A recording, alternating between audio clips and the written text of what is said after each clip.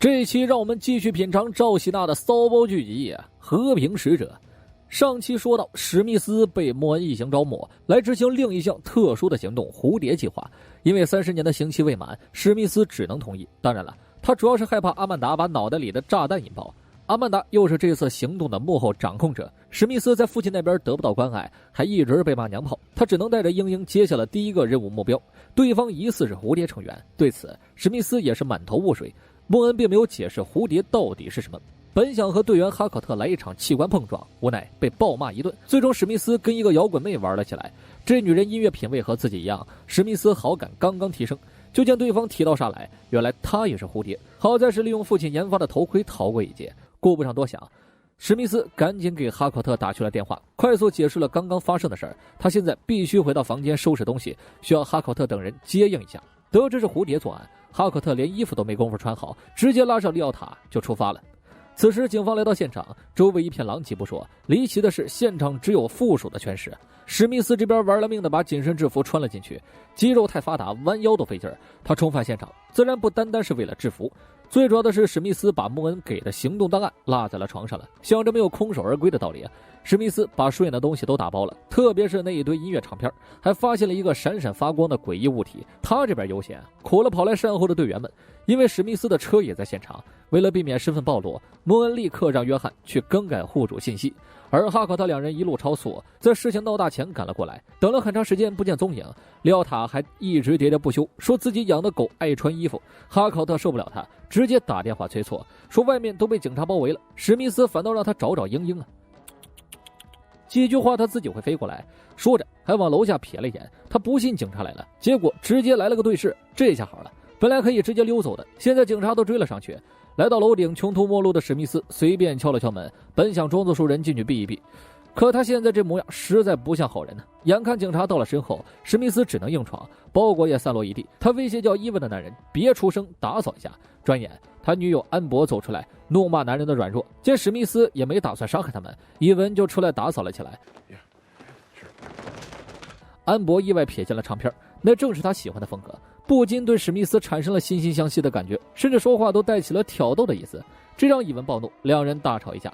女的说男的不注重细节，男的说女的根本不提，一个喜欢灰姑娘乐队，一个喜欢酷玩，因为品味问题还 fuck 了几句，这让史密斯有点紧张，到底是谁绑架谁呢？警察已经挨个搜了这栋大楼，就剩史密斯所在的这间，没工夫犹豫了，史密斯只能跳楼，直到警方破门而入，安博和伊文都在吵架。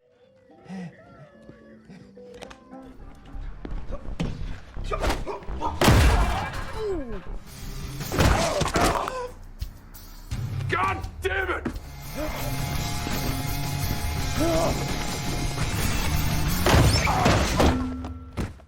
警方的援兵到了，跳楼都成了一种奢侈，哈克特也只能赶去增援。史密斯的逃生路线都很极限，每次都刚刚好，是摔不死但疼的一批的高度。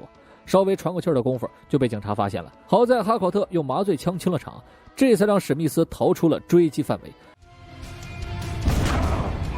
在乱枪之中，先让英英上了车，利奥塔这才一脚油门顺势离开现场。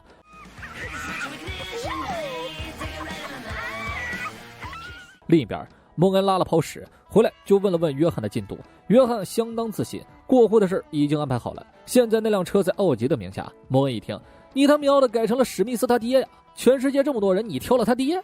约翰却把责任怪在了莫恩拉屎上面。史密斯几人回到了基地，两人默契地闭上了嘴。这会儿警察已经找上了门，奥吉有着前科，又是和平使者的父亲，随随便便诬赖他一下几乎就能当作证据。但奥吉清楚，没有逮捕令他们不能动手，直接就让他们滚粗。利奥塔还沉浸在刚刚的枪战里，啪啪啪啪啪啪的枪战，而约翰则是为了史密斯处理了伤口。谢谢你啊，染胡哥。史密斯脱口而出，这鬼外号约翰受够了，他直接罢工。I'd rather be with Harley Quinn than you. I'd rather be with the Weasel than you. I'd rather be with fucking Batmite than you. Is it real good? Yeah. 连 Q 这么多人，他就是不想搭理史密斯。屋里几人商讨了一番，究竟是谁透露了蝴蝶的消息，以至于对方下了杀手呢？他们百思不得其解，认为是阿曼达在蓄意报复，几人互相推过。So it can't be you. Trying to save Muscle Man Weakling. It's not Muscle Man Weakling because he's the one who almost got killed. Maybe it's her. It's not her. I trust her the most because Eagly liked her. Obviously, Elmo. Economist. Fuck you. John didn't do it. Thank you. He's too big of a pussy to betray us. All right. 但很快，史密斯给出了答案。他昨晚把档案带到了床上，让那个摇滚妹看完了。蒙恩血压有点高啊，国家机密就这么随便放人脸上。但很快，他接通了电话。昨晚的现场还有目击证人，史密斯马上就想起了伊文和安博。蒙恩直接安排利奥塔去处理此事。I have no clue. I don't want to say it out loud. I still don't know what that is. Leota? Bribery. Yes, please. Go do it, now. 卸下之余，史密斯回到了自己的拖车，摘出了火屋乐队的唱片，一个人伤感了起来。每个人都讨厌他，他没有朋友。想到这儿，史密斯哭出了声，但很快义警站在了床边，吓得史密斯连忙遮住了脸，不让泪水再次掉下来。主要是怕义警在他面前搞手艺活，毕竟喜剧巨头路易 C.K. 就干过这事儿。但义警表示自己没有把枪露在外面的习惯，为了掩饰自己哭出了声，史密斯谎称这叫面部肌肉训练，这样会显得脸上更有线条，懂吧？义警非得让他教教自己，有着强迫症，他受不了房间这么凌乱，他主动给史密斯收拾了起来。义警一直认为自己和史密斯是好基友，但史密斯似乎并没有这么想，终究是错付了呀。史密斯进监狱的那段时间，他义警也被警方通缉了，好在自己永远戴着面具，没有人知道真实身份。I know I have a bony face because I don't do face muscle exercises. I don't even know your secret identity. Yeah, I don't tell you my real identity for your sake. You think people are going to torture me to get your secret identity? 他好奇史密斯怎么出的狱，史密斯却又有些伤感了。他一直认为自己是上帝派来制造和平的使者，结果干的全是听命杀人的活，感觉自己就像个神经病。见他这样，义警坐在了一边。你以为我杀掉的那些坏人是图心里爽快吗？每当义警看到有人在干坏事，他就想为民除害。你以为我沾血是为了快乐吗？ No. 没错呀，义警就是快乐呀。史密斯懵了，义警接着又说出他们天生就是杀手，跟其他杀手的区别就是他们只杀坏人，偶尔也会失手杀了好人。哎呀，不谈了，本身还是心里堵了一口气。听义警又搞了点发泄玩物，史密斯一脸期待。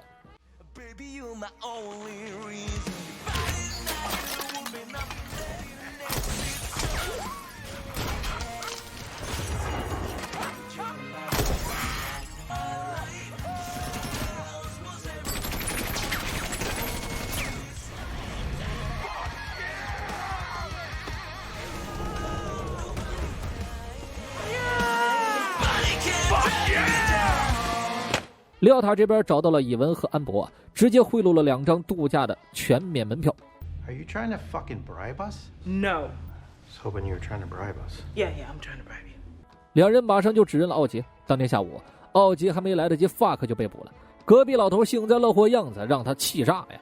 而史密斯和义警他们跟安博搞在了一起，他拿出了那个发光的盒子，上面写着各种鸟语，随便按了一个，这盒子就变成了一艘飞碟，还是袖珍的那种。他和义警两脸懵逼啊。监狱里，奥吉跟回家一样，不少人见到他都停下了手里的差事。没长眼的小心眼还挺狂妄，就是不让座。结果全场投来了杀意的目光，让他菊花一紧，连忙滚到了一边。而等奥吉落座后，这群人整整齐齐地跪在了地上，高呼着白骨龙万岁。宋警官都想给他送到阿卡姆了呀，但狱警却说阿卡姆满员了，得预约。史密斯他爹在剧里成了白骨龙，这是个相当冷门的角色，真真正正的种族主义者，也是第4帝国组织的成员。这个组织是一群纳粹恶棍建立的，他的创始人各位都熟悉，就是《明日传奇》第1季的反派萨维奇。第4帝国的目标就是让美国被纳粹统治。通过监狱中奥吉追随者的手势就足以看出。不过这个组织最终被正义协会瓦解。白骨龙首次亮相于92年的鹰侠漫画中，只是作为一个单集反派亮相。他的能力有些类似于低配版恶灵骑士。白骨龙最厉害的是智力，这也解释通了他为何能打造出如此多变态的装备。关于此人也没有什么深挖的，实在是过于冷门了，就是个白人至上的纯大恶棍。史密斯之所以变成现在这样，多是和白骨龙的虐待有关。在后面发泄的时候，史密斯还打出了反战的标志，完美呼应他和平使者的身份，可见他与父亲的道不同啊。